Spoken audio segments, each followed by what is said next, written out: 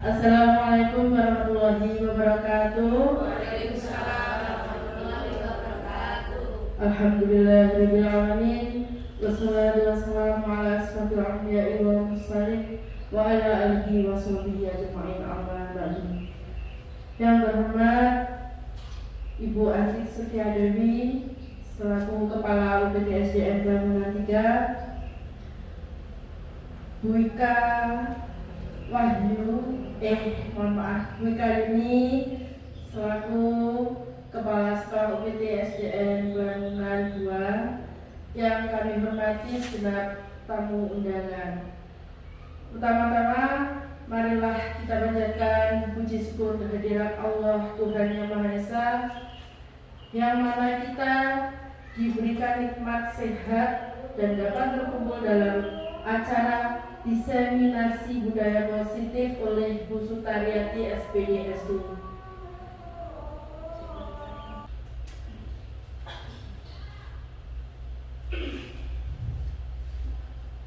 Mohon maaf tadi sejenak ada azan, kita menghentikan sejenak ya Bapak Ibu. Alhamdulillah, kedua kalinya salawat serta salam tetap tercurahkan kepada junjungan Nabi Agung Muhammad SAW yang kita nantikan syafaatnya di yaumul akhir nanti. Perkenalkan, saya di sini akan membacakan acara pada siang hari ini, yaitu pembukaan dan kemudian yang kedua sambutan Kepala Sekolah UPT SDN Bangunan 3, yang ketiga diseminasi budaya positif oleh Bu Sutariati SPD SD, kemudian doa sekaligus penutup. Untuk mengawali acara pada siang hari ini, marilah kita awali dengan membaca basmalah. Bismillahirrahmanirrahim. Alhamdulillahirrahmanirrahim. Selanjutnya yaitu sambutan dari Kepala Sekolah UPT SDN Bangunan 3 Bu Atik Setia Dewi. Saya haturkan.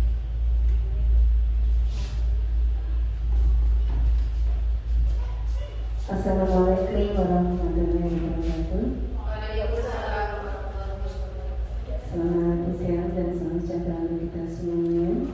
Yang terhormat Bu Ika Wahini Haryadi SPD SD, Kepala UPT SDN Bangunan 2, serta Bapak Ibu undangan CKB dalam kegiatan diseminasi budaya positif di sekolah yang dilaksanakan oleh Ibu Sutariati SPD SD selaku CKP Angkatan ke-9.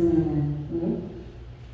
Tentunya puji syukur alhamdulillah, marilah kita panjatkan kehadirat Allah SWT yang mana pada hari ini kita masih senantiasa diberikan keselamatan, kesehatan sehingga dapat berkumpul di sini dalam kegiatan diseminasi budaya positif di sekolah. Salawat serta salam senantiasa kita haturkan kepada junjungan kita Nabi besar Nabi Agung Muhammad SAW yang senantiasa kita nanti syafaatnya di yaumul akhir. Bapak Ibu, untuk yang pertama saya ucapkan terima kasih yang sebesar-besarnya panjenengan semua sudah meluangkan waktu gempil kamardikan panjenengan ketika menunaikan tugas di sekolah untuk menghadiri kegiatan diseminasi di SDN Bangunan 3 ini. Kami juga mohon maaf atas nama sekolah apabila suku kupu kurang berkenan, juga situasinya juga seperti ini. Pak Riko pernah hafal saja ini karena beliau juga alumni dari Bangunan 3, sudah hafal tanpa dijelaskan, bahkan pojoknya kamar mandinya nanti pun hafal. Untuk yang selanjutnya, sebagai Kepala Sekolah UPT SDN Bangunan 3 dan memiliki CGP, saya merasa bangga karena saya yakin dari program-program tersebut saya CGP juga lolos, jadi nanti juga sharing dari teman sejawat itu juga sama saja, mungkin juga ilmu berbagi ilmu. Saya berharap nanti ilmu yang didapatkan dari Ibu Sutariati ini bisa memotivasi guru-guru yang ada di sekolah ini, dan tentunya nanti apa yang didapatkan dari program guru penggerak nanti dapat diimplementasikan di sekolah ini sehingga khususnya UPT SDN Katunan 3 ini semakin luar biasa. Begitu juga nanti merambah umumnya di Kecamatan Limi dan Kabupaten Blitar sehingga benar-benar bisa menyukseskan program pemerintah yaitu Merdeka Belajar. Ada ya? Terus selanjutnya tidak etis, tidak layak ketika saya harus panjang lebar karena nanti ada berbagai hal yang akan dijelaskan, didiseminasikan. Besar harapan kami semoga kegiatan ini membawa berkah dan barokah. Dari saya cukup sekian, ada kurang lebihnya mohon maaf yang sebesar-besarnya. Idina syaitanir rajim. Wassalamualaikum warahmatullahi wabarakatuh.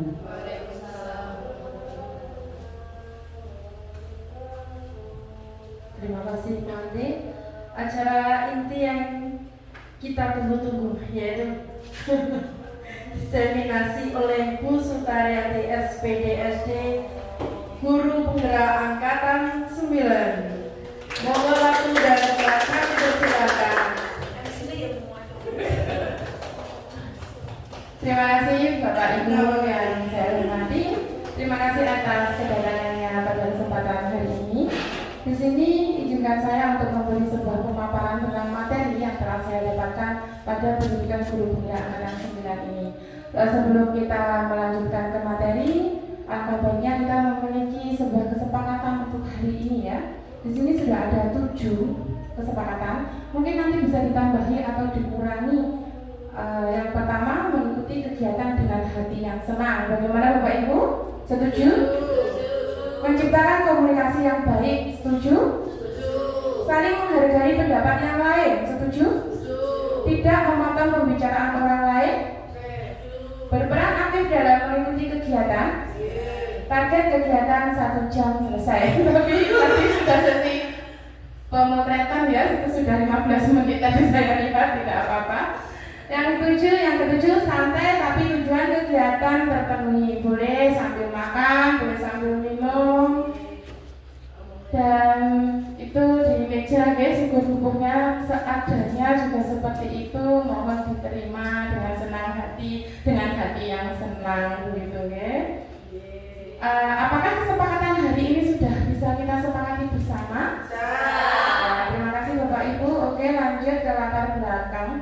Sesuai dengan filosofi pendidikan Ki Hajar Dewantara bahwa guru itu diibaratkan sebagai seorang petani dan sekolah itu diibaratkan sebagai ladang, di mana seorang petani itu harus bisa memastikan ladang yang akan ditanami, yang akan ditebarkan benih-benih itu memang ladangnya itu layak untuk ditanami agar tumbuh menjadi subur.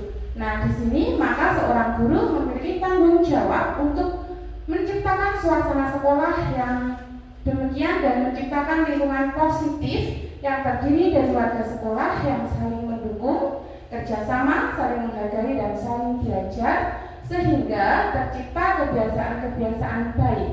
Dari kebiasaan baik itu akhirnya dapat menumbuhkan karakter yang baik dan terciptanya budaya positif di lingkungan sekolah. Dengan latar belakang ini, di sini saya memberikan materi tentang budaya positif.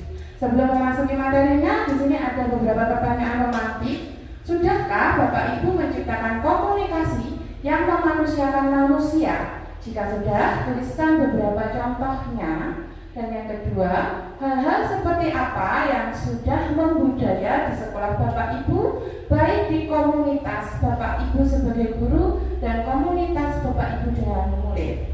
Silakan dituliskan di kertas yang sudah disediakan. Nanti yang sudah di meja itu ya.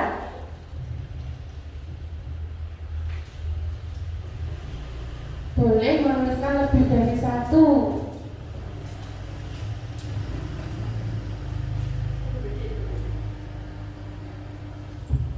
Jika ada yang sudah selesai, contoh bentuk komunikasinya. ya, contoh bentuk komunikasi. Atau mungkin bisa langsung dijawab secara lisan saja Gunawan. Sedangkan kita komunikasi yang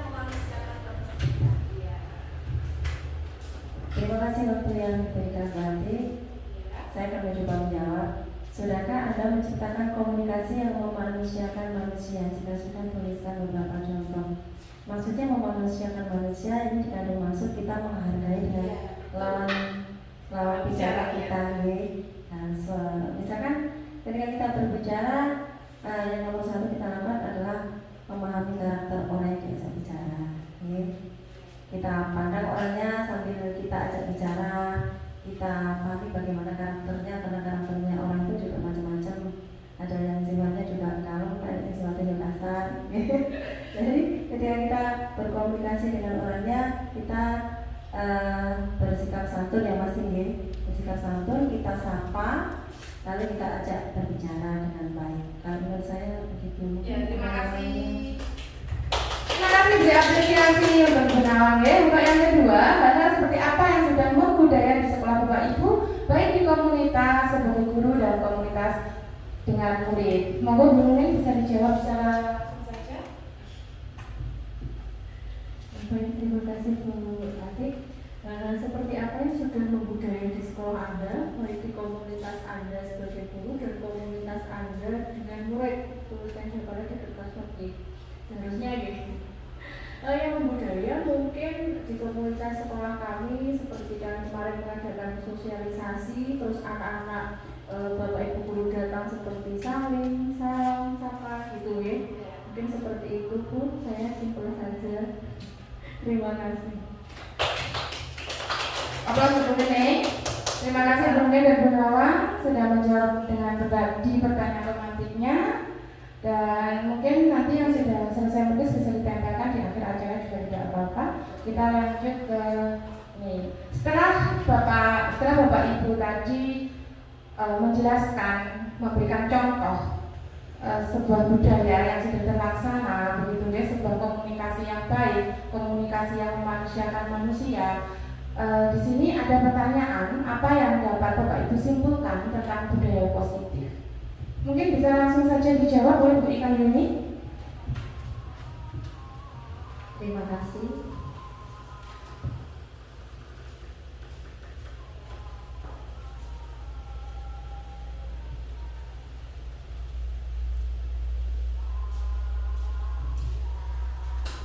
Baik, untuk budaya positif yang dapat saya simpulkan yaitu perwujudan dari nilai-nilai yang kita munculkan dengan pembiasaan di sekolah yang kita tujukan untuk membentuk dan membuat anak-anak itu memiliki karakter yang baik, sehingga dengan tujuan tersebut anak-anak bisa terlatih dimanapun tempatnya, dimanapun dia bertemu dengan siapapun, dia akan terus membawa budaya positif itu bersama dia tumbuh dimanapun dia berada. Nanti Bu Sita. Oke, terima kasih kembali Bu Yuni. Kasih tepuk tangan tentang kesimpulan budaya positif Bapak Ibu.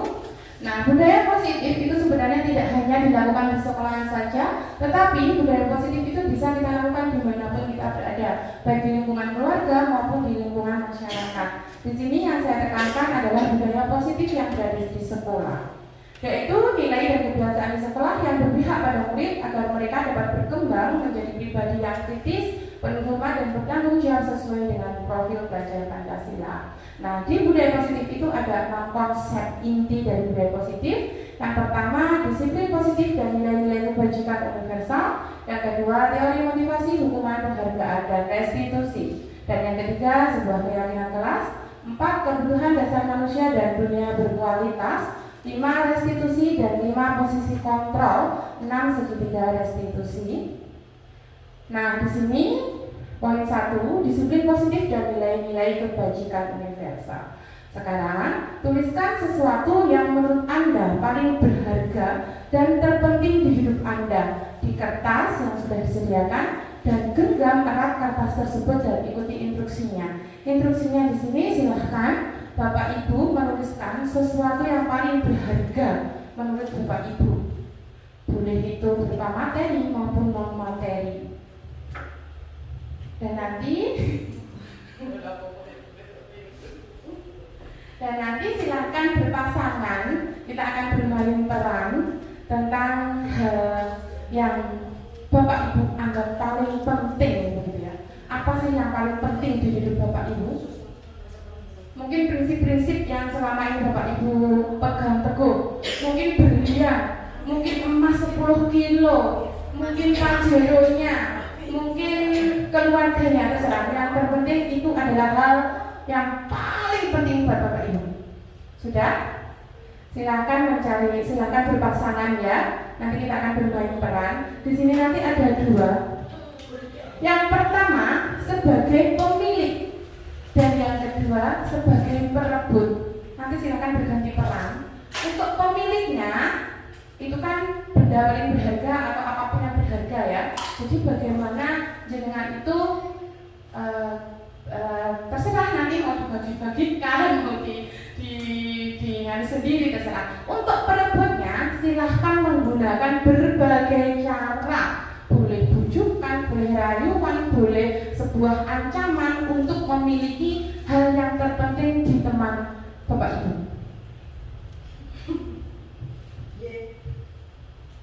Sudah? Kalau sudah ada 2 ada 2 partisipan ya, silakan ke depan untuk bermain peran. Monggo Pak Riko. Dengan siapa? Bu Nawang, monggo. Bu Nining, Bu Ida, monggo.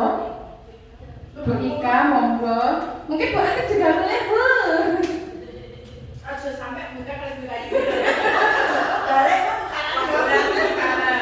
Baik, monggo Pak Riko. Yang satunya, Bu Nawang, monggo. Bu Nining, monggo. Sebagai perebut apa pemilik? Pak Riko sebagai apa?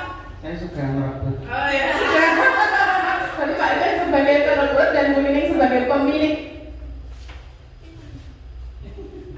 Ini Bu Nining tadi kan sudah menuliskan sesuatu yang berharga bahasa Nining, Mbak. Ya. Silakan ini nanti yang jenengan miliki akan direbut oleh Pak Riko. Pak Riko ini datang ingin merebut punyanya Bu Nining. Entah bagaimana nanti caranya Pak Riko merebutnya.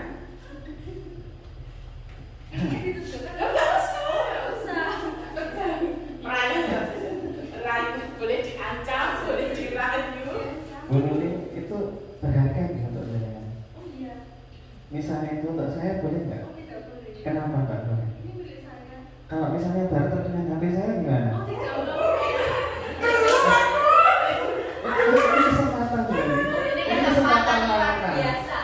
Kesempatan Apapun langka. yang sudah dipegang itu sudah membekas. Waduh, Saya tidak nolak tidak berarti. membekas. Kesempatan sekali seumur hidup berarti. Saya tidak mau. Baik, terima kasih. Itu nggak mau loh, ini gimana ini? Saya sudah meraih. Punya saya saja gimana kalau dilakukan ini? Baik, terima kasih. Sebentar ya. Gini, tadi Pak Riko menggunakan sebuah rayuan ya, sebuah bujukan. Mau ditukar dengan apa? Dengan benda yang berharga dari Pak Riko adalah HP-nya. Pak Riko mau ditukar dengan Bu Nining ya.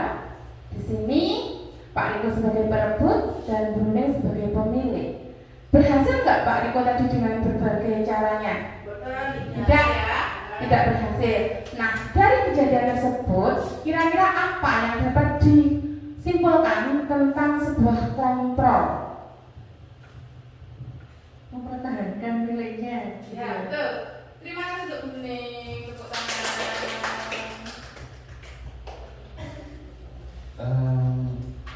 Mungkin keinginan, keikhlasannya ya. Jadi karena menurut dia berharga dan mungkin tidak bisa dibagikan atau sesuatu itu sangat melekat pada dirinya, akhirnya saya nggak mau, ini punya saya dan ini sangat berharga untuk saya. Walaupun dirayu seperti apapun, dia nggak mau. Itu menurut saya kontrolnya di situ, juga keinginannya sendiri. Terima kasih Pak Riko dan Bu Nining. Silakan kembali. Ini keinginan sendiri Pak Riko. Baiklah Bapak Ibu. Kita bantu. Kayaknya saya Pak. Dari kegiatan tersebut kita perlu mengetahui ya bahwa sebuah kontrol itu ternyata ada pada diri kita sendiri, dan orang lain pun bagaimana caranya untuk mengubah kita dalam memposisikan sebuah kontrol terhadap diri kita itu sebenarnya sulit, Bapak Ibu. Karena ketika kita sudah menanamkan terhadap diri kita sebuah kontrol diri yang sangat kuat, kita tidak akan mudah terpengaruh oleh orang lain. Tetapi ketika kita mengizinkan kita dikontrol oleh orang lain, berarti kita akan mengiyakan apa yang diinginkan oleh orang lain. Mungkin saja tadi benda berharga dari Bu Nune bisa saja dari sebuah prinsip begitu ya. Atau mungkin kalau saya misalkan pegang uang terus ini dibujuk rayu, nah misalkan saya ini mau membagikan ya oke, itu saya bagikan. Kalau saya tidak mau ya tidak mau. Sebenarnya seperti itu kontrol diri terhadap diri kita. Dan setiap manusia itu lahir itu juga memiliki sebuah kontrol diri masing-masing. Kesimpulannya sudah. Nah, di sini menurut teori kontrol Dr. William Glasser itu ada 6. Yang pertama, ilusi guru mengontrol murid. Nah, guru mengontrol murid itu sebenarnya hanya sebuah ilusi. Pada dasarnya kita tidak dapat memaksakan murid untuk berbuat sesuatu jikalau murid tersebut memilih untuk tidak melakukannya. Dan teori kontrol menyatakan bahwa semua perilaku memiliki sebuah tujuan, bahkan terhadap perilaku yang tidak disukai. Mungkin perilaku yang tidak disukai oleh kita, tetapi di mata pelakunya dia suka. Misalkan mencuri gitu ya. Kalau kita nggak suka mencuri. Kalau orang lain, saya suka mencuri karena saya butuh, mungkin dari segi ekonomi atau mungkin dari segi apapun. Jadi itu juga perlu kontrol diri. Yang kedua adalah ilusi bahwa semua penguatan positif efektif atau bujukan bermanfaat dalam jangka panjang akan menimbulkan sebuah kebosanan. Bapak Ibu mungkin di dalam kegiatan pembelajaran ada yang gini, selalu memberikan iming-iming terhadap muridnya. Ayo cepat kerjakan, nanti saya beri ini. Ayo cepat kerjakan, nanti saya beri ini.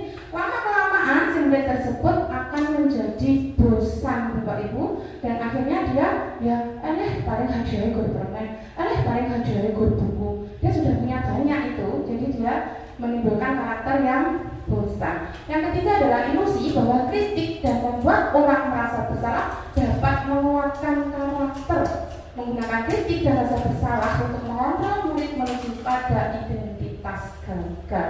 Karena ketika kita mengkritik seseorang tetapi kita tidak memberikan sebuah solusi terhadap kritikan kita, itu nanti akan menimbulkan identitas yang gagal. Yang kita kritik pasti akan merasa dirinya itu adalah seseorang yang gagal. Tetapi pada kenyataannya semua manusia itu pasti pernah, apa Bapak Ibu? Pasti pernah gagal ya, baik dalam hal kecil maupun hal-hal yang besar. Jadi tidak apa-apa gagal, tapi yang terpenting bagaimana kita bangkit dari sebuah kegagalan. Yang keempat, ilusi bahwa orang dewasa memiliki hak untuk memaksa. Banyak orang dewasa itu mempercayai bahwa mereka memiliki tanggung jawab untuk murid-murid berbuat hal-hal tertentu. Contohnya kita sebagai kakak misalkan ya, mungkin di sini ada sebagai kakak, terus punya adik. Seorang kakak itu mempunyai pandangan bahwa kakak tersebut itu memiliki hak atas adiknya. Jadi ngatur-ngatur si adik. Padahal si adik itu pun juga belum tentu sesuai dengan aturan-aturan kakaknya itu. Ya, jadi itu nanti akan menimbulkan sebuah hubungan permusuhan. Mungkin ada miskonsepsi, mungkin ada beda pendapat, dan nanti memicu sebuah permusuhan. Nah, sekarang apa yang Anda pahami tentang disiplin?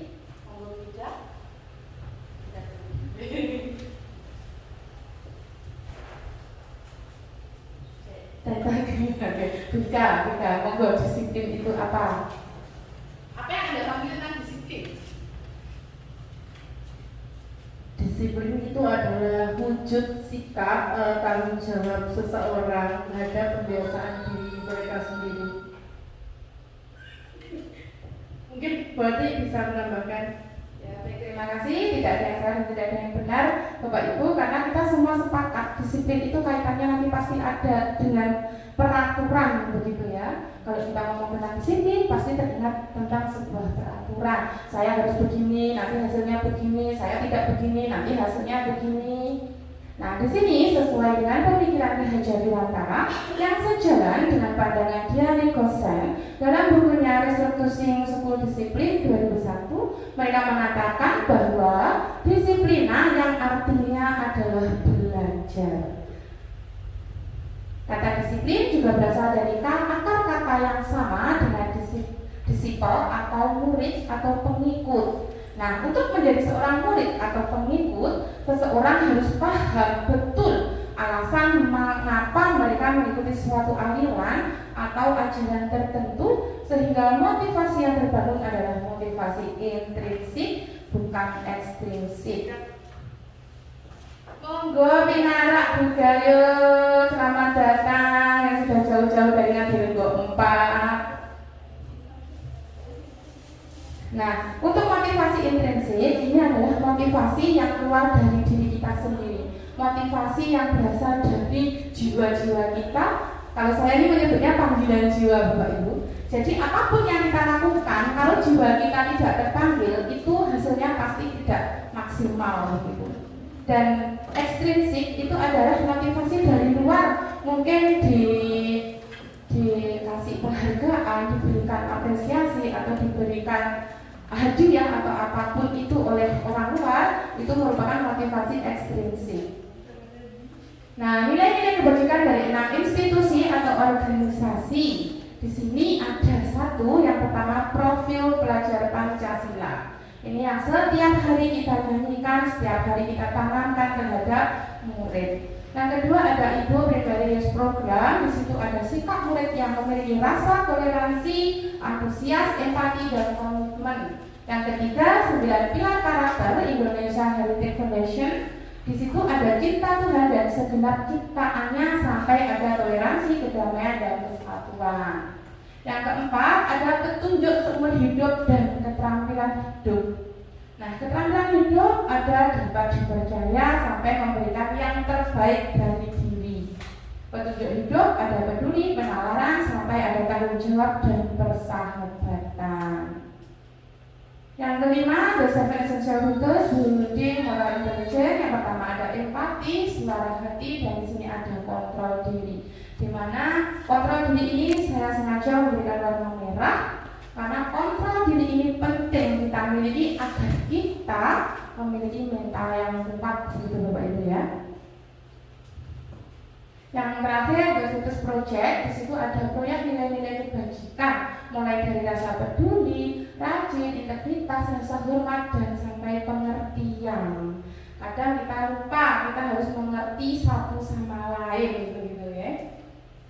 Nah, dari beberapa institusi organisasi pendidikan yang telah dipaparkan tadi, itu sudah diyakini dan disepakati bersama. Salah satunya adalah nilai kebajikan yang ingin dicapai oleh setiap anak Indonesia yang kita kenal dengan profil pelajar Pancasila. Di sini dapat kita simpulkan bahwa institusi atau organisasi saling memiliki nilai-nilai kebajikan yang sama karena nilai-nilai tersebut bersifat universal dan lintas bahasa, suku, bangsa, agama maupun latar belakang. Jadi nilai-nilai kebajikan yang banyak itu tadi sudah bisa dirangkum di dalam profil pelajar Pancasila, di mana kita sebagai guru tantangan kita harus mampu mencetak dan memberikan karakter-karakter yang berada di dimensi profil pelajar Pancasila sesuai dengan tujuan pendidikan Indonesia, begitu ya.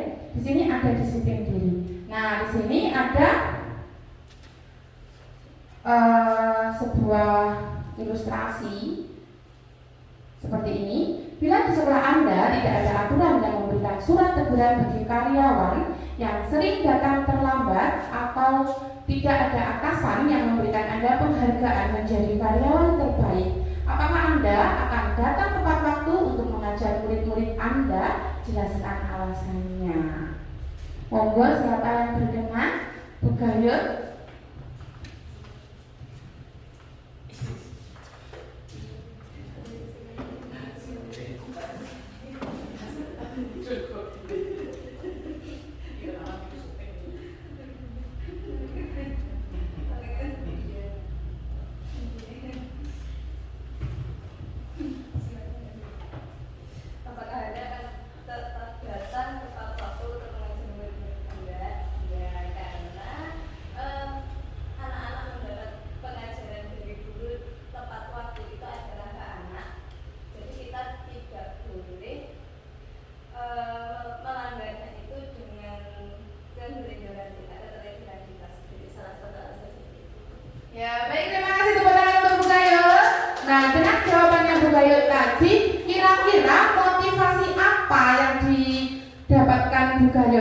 Intrinsik atau ekstrinsik? Ya, benar sekali. Karena lahir dari dalam diri kita sendiri. Oke, lanjut. Nah, di sini ada teori motivasi, hukuman dan penghargaan restitusi. Dari Gosen dalam bukunya menyatakan ada 3 motivasi perilaku manusia. Yang pertama, untuk menghindari ketidaknyamanan atau sebuah hukuman. Yang kedua, untuk mendapatkan imbalan atau penghargaan dari orang lain. Yang ketiga, untuk menjadi orang yang mereka inginkan dan menghargai diri sendiri dengan nilai-nilai yang mereka percaya. Bapak Ibu, pernahkah Bapak Ibu melakukan sebuah kegiatan? Tapi Bapak Ibu ini alasannya seperti ini, untuk menghindari ketidaknyamanan atau hukuman. Pasti pernah Bapak Ibu ya, mungkin tentang absen kita. Saya harus cepat-cepat ini karena harus di absen begitu. Nah, yang kedua untuk mendapatkan imbalan atau penghargaan dari orang lain. Jadi misalkan saya mau berangkat pagi untuk sekolah agar nanti saya ini dapat dipuji-puji oleh Bu Anti. Oh Bu, Anti ini seger begitu. Berarti itu adalah motivasi dari luar ya Bapak Ibu, bukan dari diri saya sendiri. Nah, yang ketiga untuk menjadi orang yang mereka inginkan. Berarti memang karakter saya itu saya harus tanggung jawab dengan pekerjaan saya, ya sudah dilakukan sesuai tanggung jawabnya. Nah, itu berarti termasuk motivasi yang ketiga. Pertanyaan reflektif. Nah, di sini ada ilustrasi lagi. Mungkin bisa dibacakan oleh Bu Ida. Ya, Iva kurang menguasai pelajaran matematika, sehingga pada saat pelajaran tersebut berlangsung, dia lebih banyak berdiam diri atau menggambar di buku pelajarannya.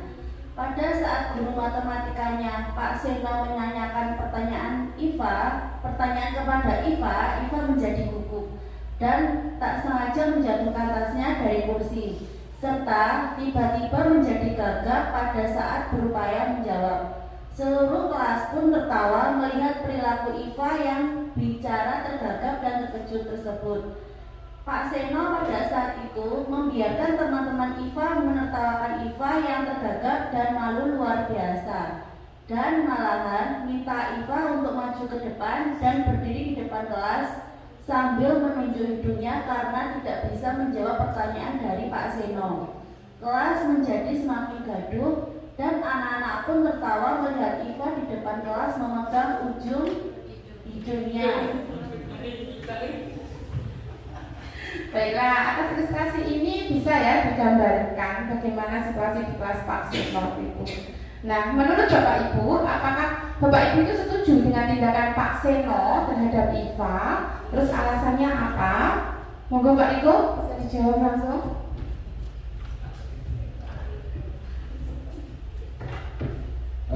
Untuk pertanyaan apakah setuju dengan tindakan Pak Seno terhadap Iva, menurut saya sangat tidak setuju. Karena yang pertama adalah di situ pasti ada potensi bullying di situ ya, pasti merendahkan, jadi direndahkan oleh teman-temannya. Apalagi guru Pak Seno sebagai gurunya itu seharusnya bisa memfasilitasi atau melindungi si anak tersebut agar tidak tambah malu, justru malah membiarkan. Itu menurut saya. Menurut itu berarti. Ya, terima kasih Pak Riko ya.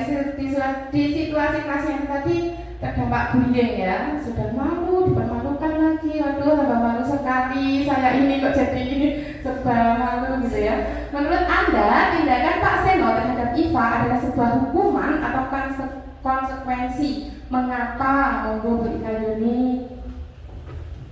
Terima kasih Bu Suta. Menurut saya, tindakan Pak Seno terhadap Iva adalah sebuah hukuman. Karena kalau dilihat dari situasi kelas Pak Seno ketika mengajar, di situ tindakan Pak Seno itu secara tiba-tiba, tidak terencana dan tidak adanya suatu kesepakatan untuk dibicarakan bersama muridnya. Apabila nanti terjadi hal-hal pada saat pembelajaran, itu akan mendapatkan apa dampaknya. Nah, tentu. Terima kasih. Oke, terima kasih Bu Ika Yuni, tepuk tangan untuk Bu Ika Yuni dan Pak Iko ya yang sudah menjawab pertanyaan reflektif.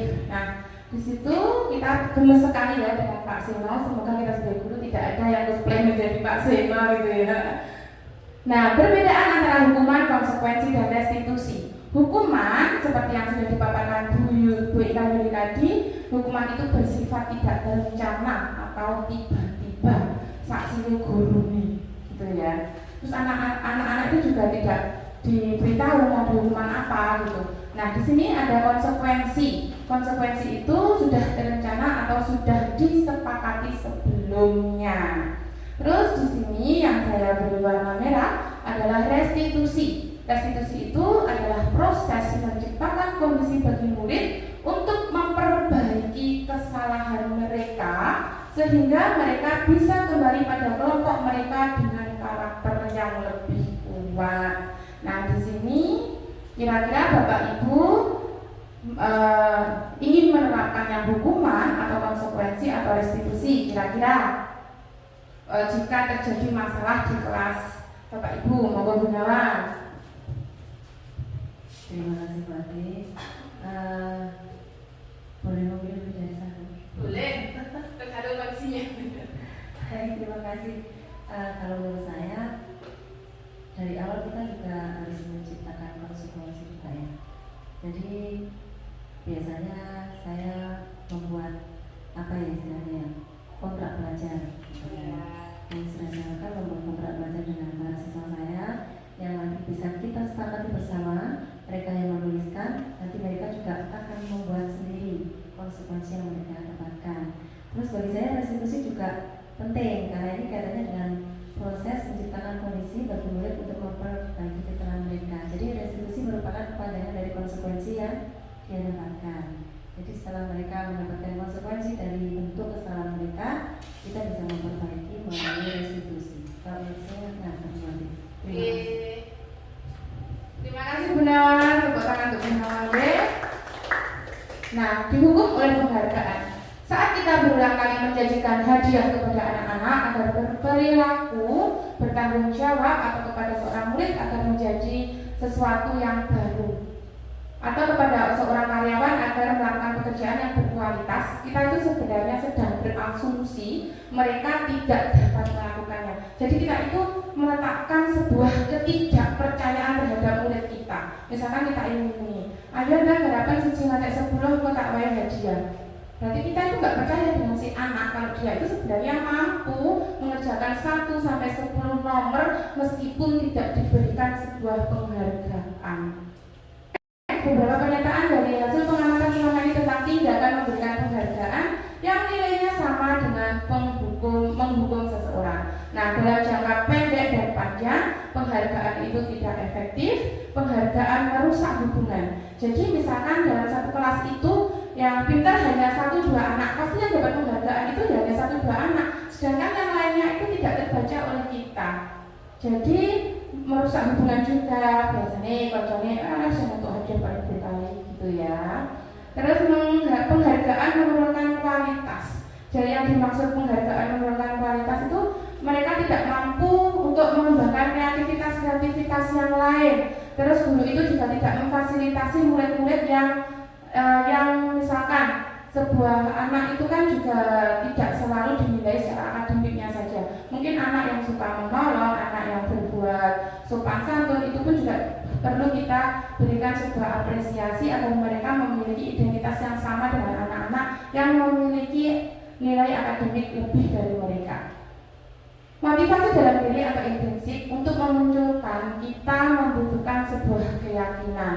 Nah, motivasi dalam diri kita itu memunculkan kita agar muncul di diri kita itu kita harus mempunyai sebuah keyakinan.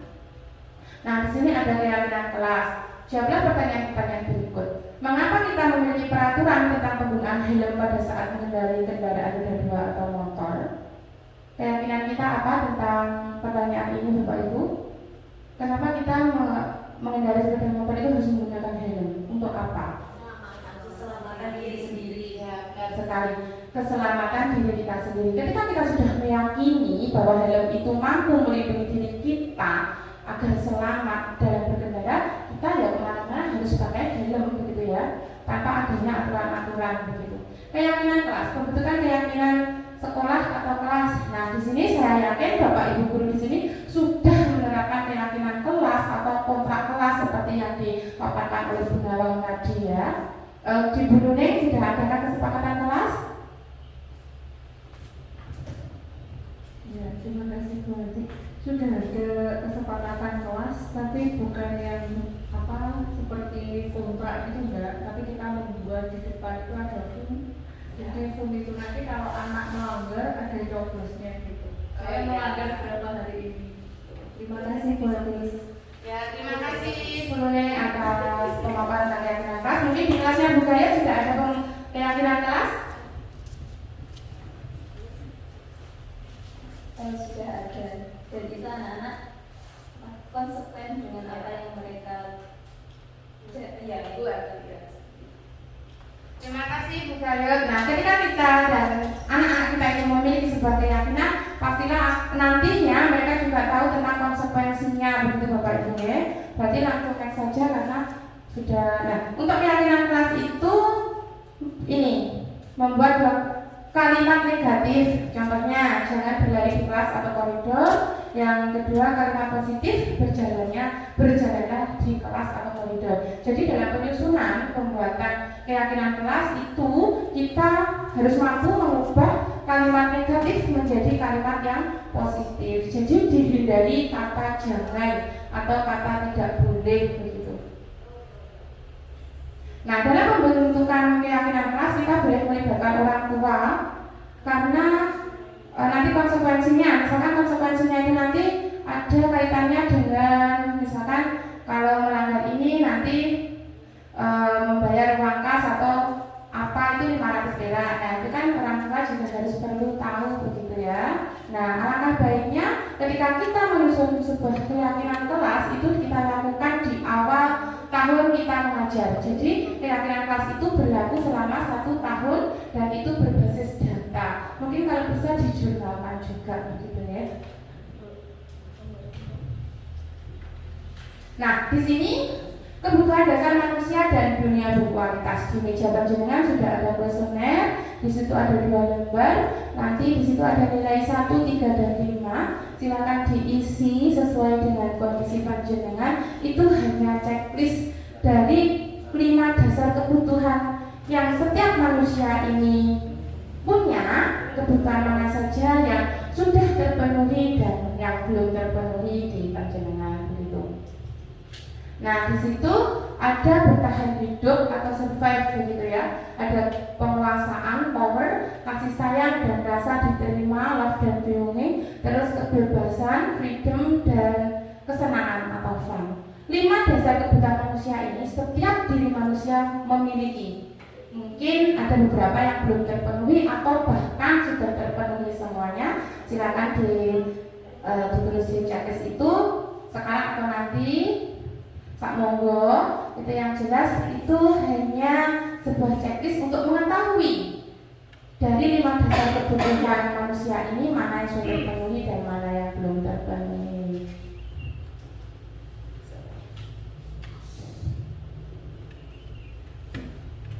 Dunia berkualitas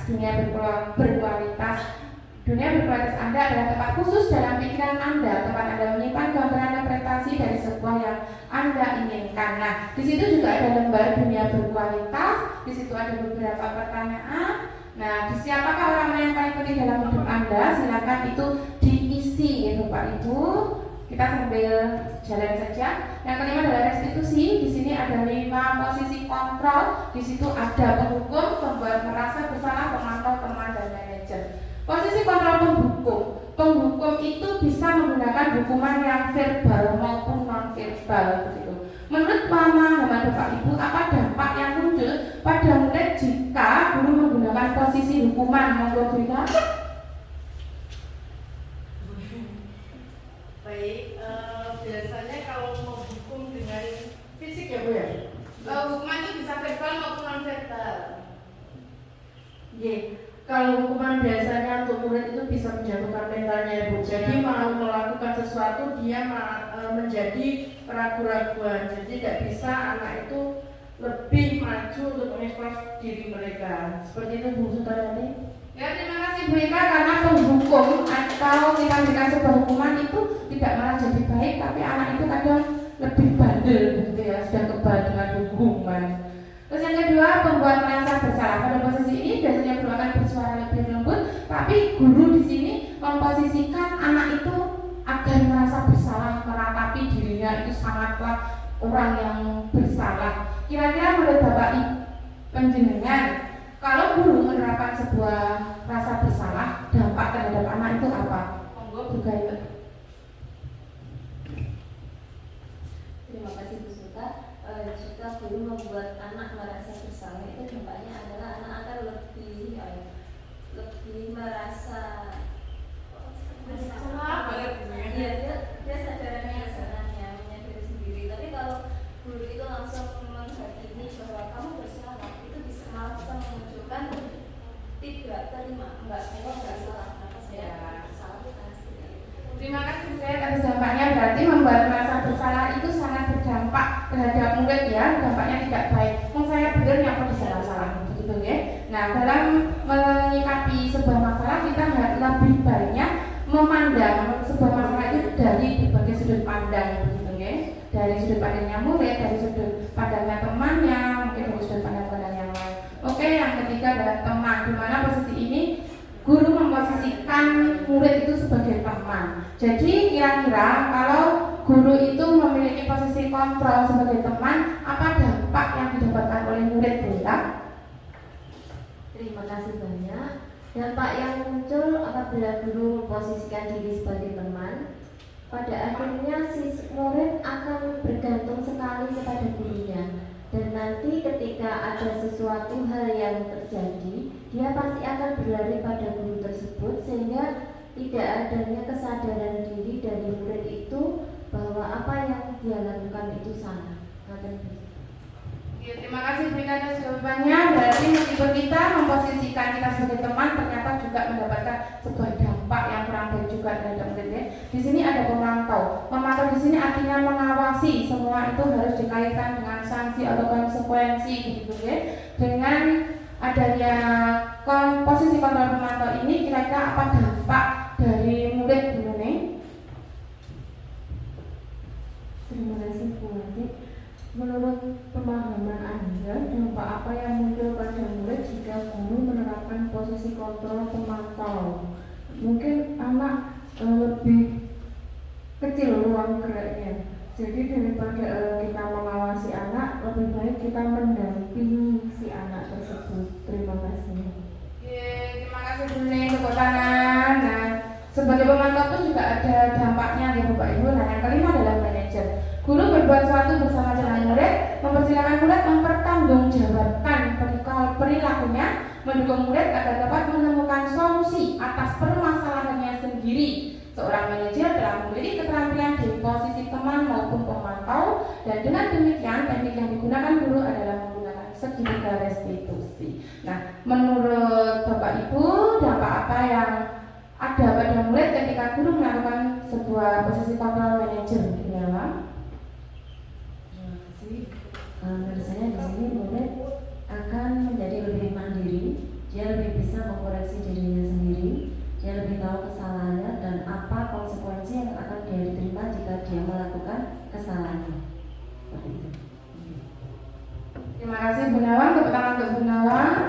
Nah, ini yang terakhir. Segitiga restitusi. Di setiap masalah itu sebaiknya kita sebagai guru, meskipun ini sangat sulit kita lakukan, kita sebaiknya belajar ya, menggunakan segitiga restitusi. Di mana di sini ada validasi tindakan yang salah, terus meyakinkan keyakinan dan menstabilkan identitas. Di sini ketika ada terjadi masalah, kita perlu menstabilkan identitas anak agar anak tersebut tidak menjadi sebuah identitas yang gagal, tetapi dia malah memiliki kekuatan terhadap identitasnya sendiri. Dan kita perlu memvalidasi sebuah tindakan yang mereka lakukan. Itu kita juga tidak harus semata-mata percaya dengan laporan orang lain, kita harus memberikan validasi terlebih dahulu. Terus yang ketiga adalah keyakinan apa yang telah dimiliki oleh siswa tersebut, dan akhirnya guru menggiring, mengajak anak itu untuk memperbaiki kesalahannya, gitu ya. Tidak salah terus disuara salahnya disuara ini dihukuman, nah itu nanti akan membunuh karakter si anak. Nah di sini ada video contoh praktek segitiga restitusi ya.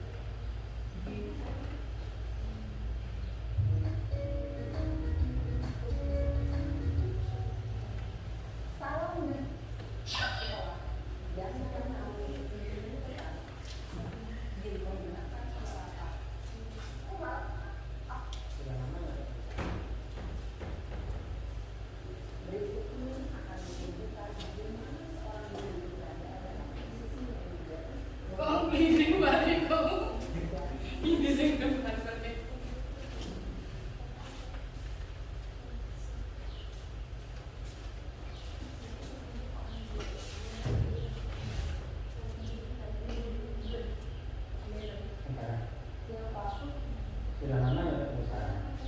Kenapa hari ini ada di sini? Kesel Pak, kesel banget. Masa aku di...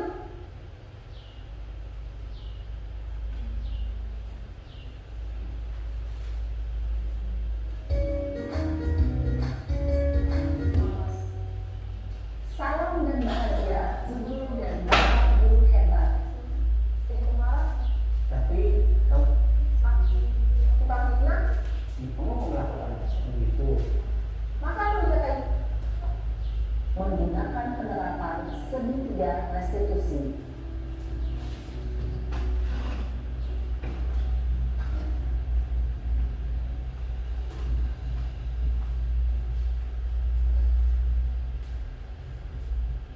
Sekian Sarah.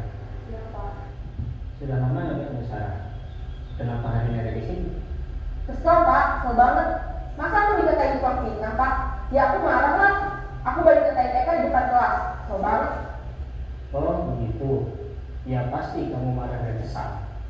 Bapak juga akan marah apabila ada yang menuduh Bapak seperti itu.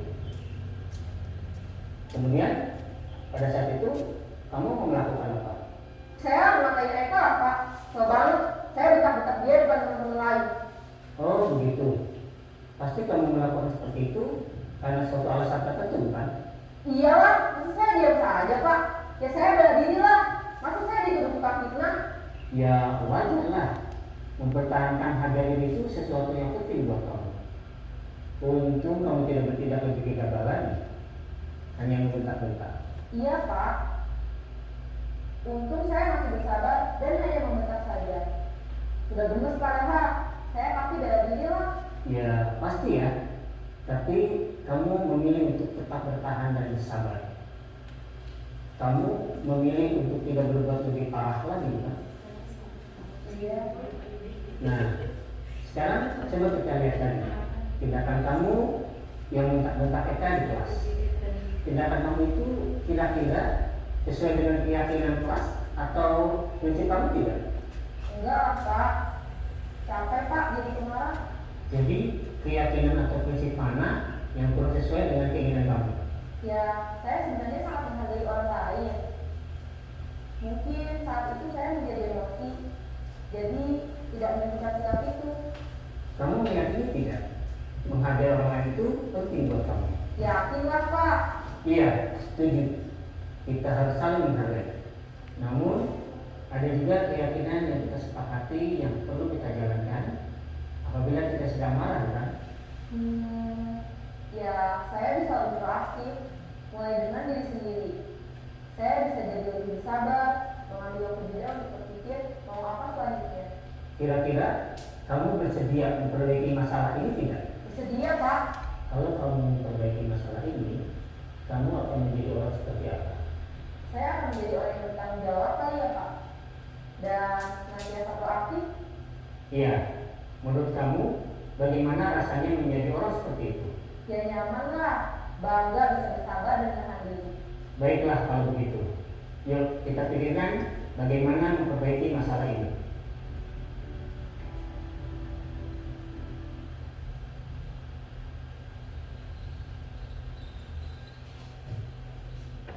Baik Bapak Ibu, itu tadi adalah sebuah contoh penerapan segitiga restitusi gitu ya. Mungkin saja itu kebetulan sekali anak yang bermasalah itu adalah anak yang baik-baik saja. Seperti kita ketahui, kita di kelas itu memiliki banyak anak dengan karakter yang berbeda gitu. Apalagi anak-anak yang ABK itu, waduh, sepertinya kita itu pusing olehnya ya. Tapi jangan patah semangat, closing statement dari kami, jangan menunggu hebat untuk melakukan sesuatu, tapi lakukanlah sesuatu untuk menjadi hebat. Terima kasih atas kehadirannya. Ada kurang lebihnya saya ucapkan mohon maaf sebesar-besarnya. Dan materi saya ini akan dikuatkan oleh Pak Menteri kita, Guru Penggerak Angkatan 4, Pak Riko. Tepuk tangan untuk Pak Riko. Silakan ini Bu Menteri ya.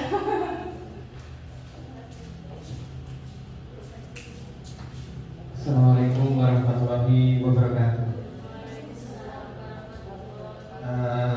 Selamat siang, salam sejahtera bagi kita semua. Terima kasih Bu Ati. Ini hari ini saya nyanyi ya. Jadi multifungsi. Jadi kita barengan. Hadiahnya Pak Ciru. Ini kontraknya Pak Ciru 1 untuk satu kegiatan ini.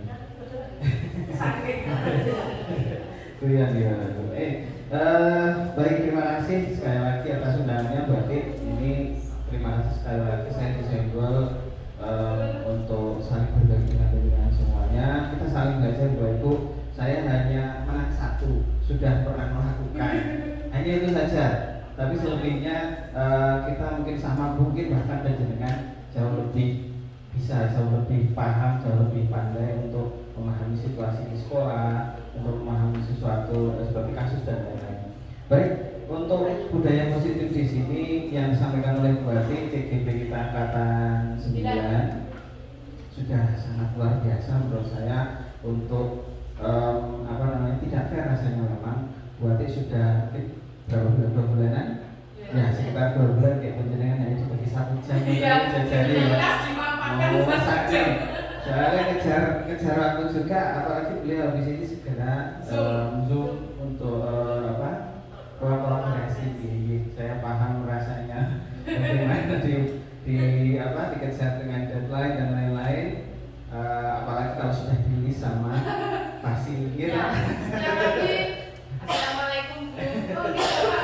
Waalaikumsalam. Tugasnya belum Ya, jadi kembali ke topik utama kita ini adalah budaya positif. Jadi memang ini adalah akar atau dasarnya. Kita ini sebagai pelaksana atau rohnya Bapak Ibu. Jadi rohnya dari kurikulum Merdeka, dasar-dasarnya adalah kita bangun dari budaya positif ini. Dan budaya positif ini memang tidak bisa dibangun hanya sehari 2 hari. Jadi pasti, apalagi yang namanya budaya positif yang tadinya kita pakai stimulus respon, yang pakai hukuman, yang pakai reward atau hadiah, itu pasti akan mungkin merasa butuh adaptasi yang lebih lama ke teori kontrol. Karena apa? Di teori itu menekankan pada bagaimana cara kita menyampaikan ke anak, mendelivery anak itu alasan-alasan yang logis. Karena anak-anak itu pasti butuh alasan kenapa saya nggak boleh teriak, kenapa saya nggak boleh rame di kelas, kenapa saya nggak boleh lari-lari. Nah, anak-anak itu butuh alasan yang masuk ke logika mereka sehingga bisa, oke, ini masuk ke secara nggak sadar masuk ke hati saya, ke pikiran saya. Contoh, misalnya anak-anak suka teriak-teriak. Misalnya penjenengan dialognya seperti ini hanya contoh saja. Cah, ini saya pakai bahasa Jawa bisa gitu. Cah, sampainya kalau berbicara kenapa teriak-teriak? Kita harus tahu cari tahu dulu alasannya kenapa. Ini Pak, saya kalau di rumah kalau diajak ngobrol sama orang rumah memang suka seperti itu. Oke. Sekarang begini, sampai coba di belakang Pak Riko di sini. Pak Riko ngomong biasa, sampean ngomong yang nadanya seperti tadi yo. Oke, dicoba. Saya nyoba, anak nyoba. Kamu pakai nada serendah Pak Riko dengar Pak. Kalau misalnya sampean tak kasih nada sama dengan sampean, merasa kupingnya merasa terganggu nggak? Terganggu.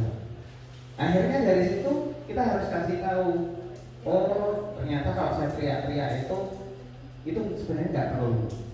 Saya hanya perlu pakai nada serendah ini, teman-teman saya sudah cukup mendengar. Bapak guru, ibu guru saya juga sudah bisa merespon. Oke. Nah, hal tersebut paling bisa efektif pada saat itu.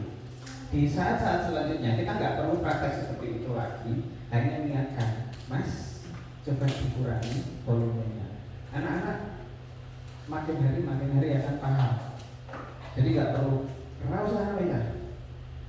Apalagi gebrak meja. Tangan sing loro aja. Itu hanya mengagetkan mereka sesaat. Gitu, dengan gebrak meja, mau pakai penggaris, mau pakai sound system sekalipun, itu hanya sesaat kagetnya. Itu. Jadi memang di sini budaya-budaya positif ini memang dibangunnya secara bertahap, teman-teman. Apalagi di sini teman-teman mungkin beragam yang di Lemonani tak cenderung orang anak-anaknya itu agak-agak santai. Tanpa nggak bisa. Jadi habis dari bulan 3 ke bulan 4 ya untuk kaget. Baliknya ya Pak. Baliknya ya udah. Selanjutnya terkait dengan kebutuhan anak tadi Bapak Ibu. Jadi restitusi di situ sebenarnya kebutuhan anak apa yang merasa dia tidak dipenuhi. Contoh ganggu anak, dia itu ternyata tiap hari itu memang nggak dikasih samu, nggak dikasih bekal, ganggu kancane ada makanan, dia beli langsung disaut. Gengsi, mau bilang minta itu gengsi, nyaut. Akhirnya apa? Dicap sebagai anak nakal, gitu. Nah dari situ kita harus bisa menganalisa dari restitusi itu tadi. Misalnya dengan dibanding kenapa? Oh Pak, saya nggak jajan karena ibu nggak ngasih uang jajan. Saya nggak pernah dikasih bekal, Pak. Saya nggak pernah sarapan. Nah berarti ada kebutuhan siswa anak yang perlu dipenuhi oleh dirinya, gitu. Nah disitulah tugas kita Bapak Ibu. Tugas kita, maksudnya ngomong Pak, enggak gitu. Kita harus konsultasi dengan orang tua. Kenapa? Oh ternyata ibu berangkat kerjanya jam 5, ada yang jam 4, jam 3 karena di beberapa tempat banyak yang kerjanya di pasar. Itu ada yang nggak sanggup. Kenapa? Karena untuk adik sanggup. Nah itu rada gimana ya? Gitu. Jadi suatu ketika kalau kita misalnya ini sampean buat beli, itu jangan dihindari kalau kita langsung ngasih. Sebaiknya kita ngasih beli 10 untuk satu kelas padahal tujuan kita. Nah dia nggak akan tersinggung, atau merasa malu. Si A pas disamping Pak itu kita kok nggak dikasih, itu kan menghindari hal seperti itu. Nah hal seperti itu memang sepele, mungkin penjelasan sudah pernah melaksanakan, tapi itu ternyata bisa membangun mental anak lebih baik daripada kita langsung kasih atau minta tolong. Mas nanti saya minta tolong beberapa hari, nanti jangan tak kasih misalnya satu dan lain-lain. Itu intinya biar dia berusaha dulu. Kita melatih, oh ternyata bisa ya ini di bisnis. Nah, akhirnya otak-otaknya atau mental untuk bisnis muncul. Nah ternyata bisa memunculkan kemampuan yang tiba-tiba terasa seperti itu. Ini situasi tertentu.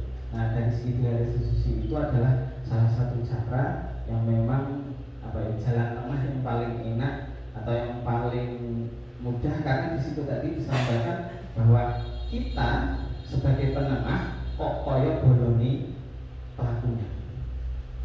Pak itu ya tahu gitu. Tapi ternyata setelah itu saya merasa saya malah jadi dijauhi teman-teman dan lain. Saya pernah merasakan seperti itu. Intinya bagaimana cara kita merangkul dia tapi nggak tutup poin, nggak langsung. Jadi dia merasa nyaman dulu dengan kita. Akhirnya dia terbuka. Pak, saya tadi seperti kasus yang tadi saya tadi marah dengan si A. karena apa saya melakukan ini Pak tadi. Akhirnya kan adanya tapi tinggi, turun santai loh. Nah di situ baru setelah memvalidasi kesalahannya, kemudian istilahnya apa sih solusinya? Kamu habis ini harus gimana? Apakah minta maaf? Apakah akan melanjutkan? Jadi biar anaknya itu kita pancing agar dia bisa menyelesaikan masalah sendiri dengan bantuan kita untuk membimbing arah pertanyaannya itu kemana. Jadi fungsi segitiga institusi cuma mungkin dasarnya tadi akan kembali ke kesepakatan kelas atau keyakinannya.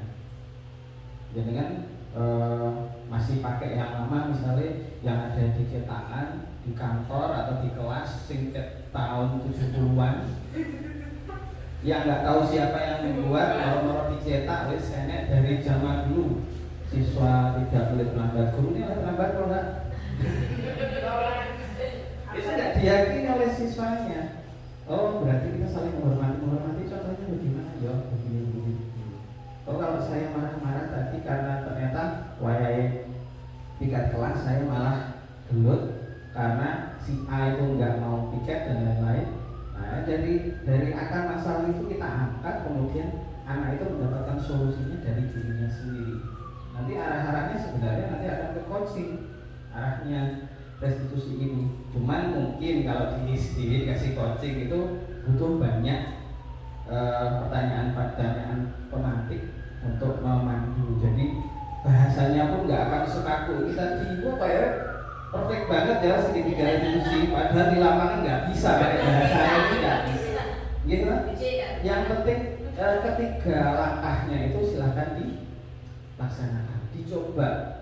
Pasti awal-awal kok kaku yo gitu. Apalagi ada kasus kok moro-moro kasus bener-bener kasus kok ada trik, kok ada kamera. Bocah harus bingung aku kok harus di sini kok di syuting. Nah, jadi sempat saya seperti itu. Wis nggak usah pakai wis. Aku tinggal istilahnya ngasah kemampuan itu alami saja. Jadi kita pakai rotok bahasanya rotok mulut di lewat batu terus ini. Jadi intinya di sini adalah bagaimana menanamkan budaya positif ini melalui berbagai cara yang bisa jenengan lakukan di lembaga maupun di dalam kelas jenengan sendiri-sendiri. Karena itu wilayah jenengan yang wilayah jenengan yang bisa jenengan eksplor lebih banyak. Kecuali pas sekolah jadi bisa menjadi pegangan si anak untuk menjadi keyakinannya. Jadi kalau nanti suatu saat anak-anak akan terbentur dengan ada undang-undang, wah itu 11 tahun bayar oleh KTP. Oh saya kalau nggak bawa SIM, nggak bawa STNK, nggak pakai helm, saya melanggar undang-undang ini, saya dapat tilang dan lain-lain. Nah dari situ, ini kan pasal dan lain-lain kan bukan kita yang pakai, kita yang buat, gitu. Tapi ini akan menjadi keyakinan karena kalau saya melanggar ini pasti saya menjadi dalam tanda kutip berarti anak yang nakal dan nggak mengikuti aturan. Jadi dari kecil, dari SD ini bisa jadi langkah awal yang tepat untuk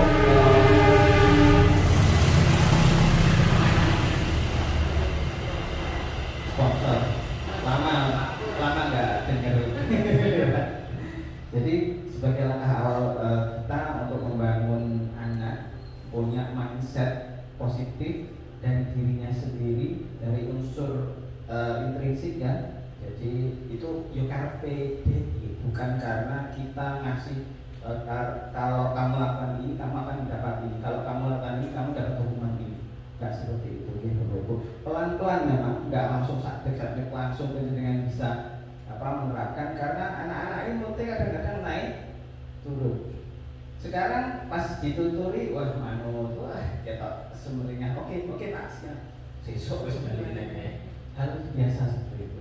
Dan itu memang tidak bisa dibangun dengan instan, pasti butuh proses. Dan itu butuh kerjasama dari semua pihak. Jadi nggak hanya ke kelas, misalnya yang menerapkan buat TikTok, Wika biasa, santai, misalnya. Wika yang ini itu, saya salah paham ini. Jadi memang budaya itu kita terapkan di kelas. Nah yang jadi masalah memang seperti ini. Di kelas kita sudah oke, aman, damai, dan kelas sebelah sing jarak. Jarak kakak kelas biasa, gitu kan? Jarak, yawil dan lain-lain, ngelok-ngelok nih sampai jumper dan lain-lain. Padahal di internal kelas itu enak, santai gitu, sudah jalan. Terus terkait dengan kesepakatan kelas itu bisa dilaksanakan atau dievaluasi beberapa bulan sekali. Oh ternyata yang ini sudah misalnya izin, biasanya yang dulu langsung nyolong keluar, nggak izin. Nah ternyata sudah tertib izin, bisa diganti yang lain yang lebih urgent, bisa. Memang materinya kuat 2 bulan loh buat berikan 2 bulan, jangan cuma dibagi satu jam aja. Oh kayak ini kan tembak pokoknya ya. Kaget ini nggak kaget. Mungkin itu berarti yang bukan penguatan, kita sharing gitu, berarti kita sharing saja, hanya sekilas bukan mungkin yang bisa memantapkan pemahaman penjenengan, dan memang tidak fair rasanya jenengan hanya dibagi 1 jam dibandingkan dengan 2 bulan gitu baru. Apalagi nanti kalau yang penasaran silahkan istilahnya ikut sendiri. Semoga termotivasi. Iya, semoga termotivasi. Harapannya akan berapa hari Pak Iko ke angkatan 11? Kurang 2 hari lagi. 2 hari, hari ini dan besok gitu. Termasuk saya juga. Ya, mungkin itu saja yang bisa saya sampaikan. Semoga kita hari ini apa yang penjenengan dapat, penjenengan pelajari bermanfaat. Entah itu 90%, 80%. Semoga nanti bisa penjenengan terapkan, apalagi yang sudah melaksanakan kurikulum merdeka nih. Jadi itu bisa benar-benar langsung diterapkan menjadi bekal penjenengan. Intinya kita harus semakin hari semakin nambah amunisi. Jadi amunisi ini jangan kuliahnya tahun 94, amunisinya tahun situ. Jangan, harus diperbarui terus. Sekian dari saya, mohon maaf apabila ada kekurangan Bapak Ibu. Assalamualaikum warahmatullahi wabarakatuh. Waalaikumsalam warahmatullahi wabarakatuh.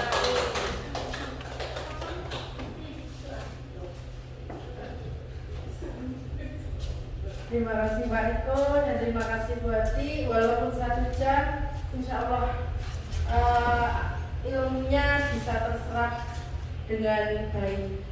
Ya mungkin nanti kalau penasaran saya dan teman-teman akan mendaftar di CGP angkatan 10 dan 11 ya berarti ya. Ya terima kasih Bu Ati.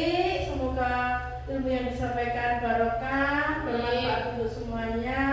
Dan terima kasih untuk semua tamu undangan yang berkenan hadir dalam acara yang sangat mungkin ya menarik ya Bapak Ibu.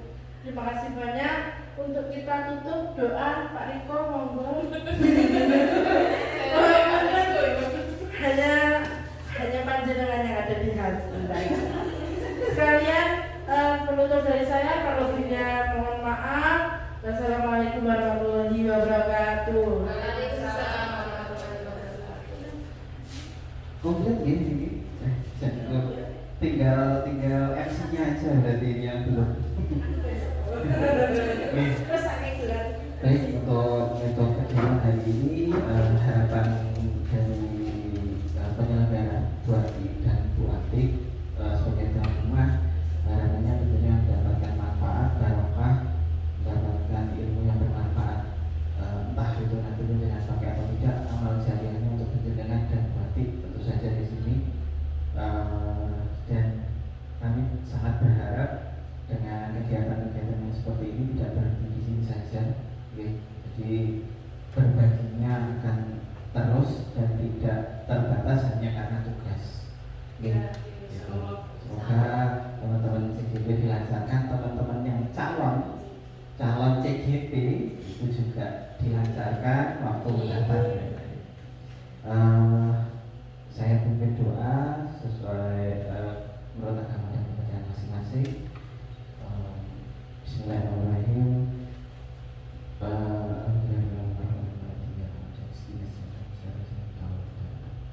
Allahumma shalli ala sayyidina Muhammad wa ala ali sayyidina Muhammad walhamdulillahirabbil alamin. Hamdan syukuran hamdan min hamdan majidah. Allahumma la ilaha illa anta sultan. Allahumma inna nas'aluka salamatan fid din wa afiatan fil jasad wa ziyadatan fil ilmi wa barakatan fil rizqi wa tawfiqan wa maghfiratan. Innaka ba'da risal wa ba'da tusulna ba'da haditana wa ba'da Rabbana zalamna anfusana wa illam taghfir lana wa tarhamna lanakunanna minal khasirin. Rabbana ighfir lana warhamna wa anta Rabbana atina fid dunya hasanah wa fil akhirati hasanah wa qina adzabannar. Subhana rabbika rabbil izzati amma yasifun wa salamun alal mursalin walhamdulillahi rabbil alamin. Assalamualaikum warahmatullahi wabarakatuh. Waalaikumsalam warahmatullahi wabarakatuh. Bapak Ibu, Untuk yang itu tulis di ini bukan ditempel ya, nanti untuk dokumentasi begitu. Dan untuk yang teknisnya itu apakah ada yang sudah berhasil sampai menghitung jumlahnya ya? Oh ya. ini juga ditempel berarti? Ya ditempel. Siapa orang yang Oh ya, sambil menempel ya Bapak Ibu, saya akan mencari 6 nama yang membawa hoki hari ini. Oh bukan 6 tapi oh ya 6. Adakah yang membawa alat tulis, pensil maupun pulpen lebih dari 2? Coba dicek alat tulisnya. Membawa pensil atau pulpen lebih dari 2? Yuk, ibu kan ambil pensil gimana? Berapa gunawan? Coba dihitung. 1. Ya. 3. Ya. Berarti ada 4. Oke. Lebih dari 2. Ada lagi Bu Gayat? Wah, Bu Gayat juga banyak. Berapa itu? ini bukan perkenalan Oke, baiklah. Berarti ada 2 nama yang membawa keberuntungan hari ini ya. Dapat kertas.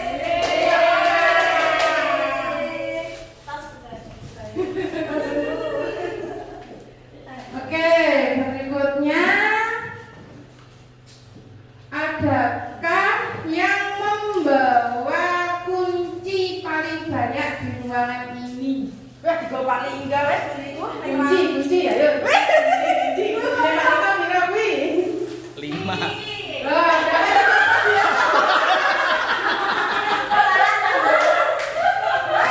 berarti gunung ning iki. Ini kali ini kalah ini dengan gunung ning ya.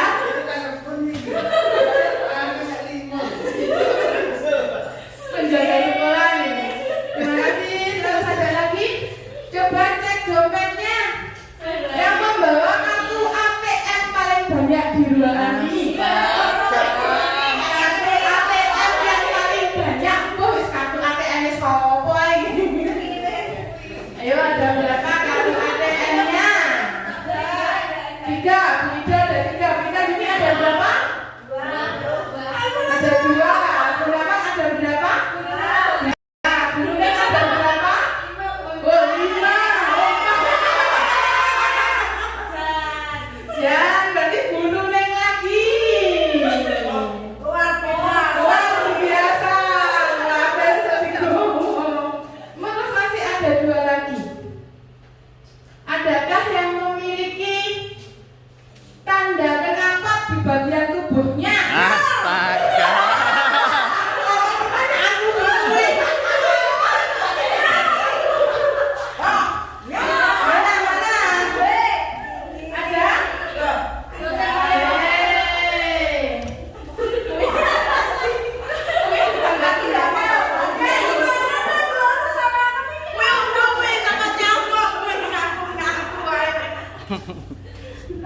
Terus ada lagi yang apa ya? Mungkin dari Pak Iko kurang 1 dompetnya. Ada pertanyaan? HP terbanyak oleh lo. Oh, HP terbanyak. HP terbanyak.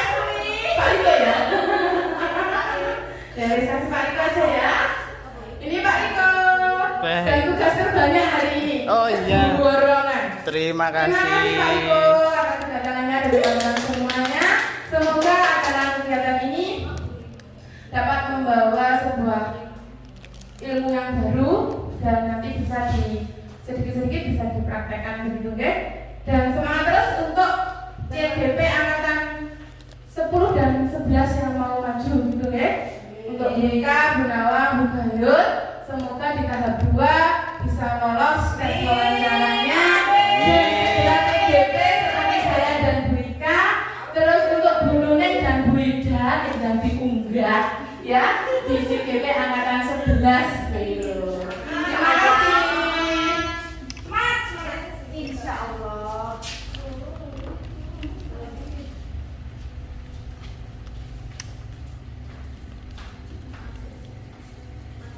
Ditutup kok ini? Ditutup?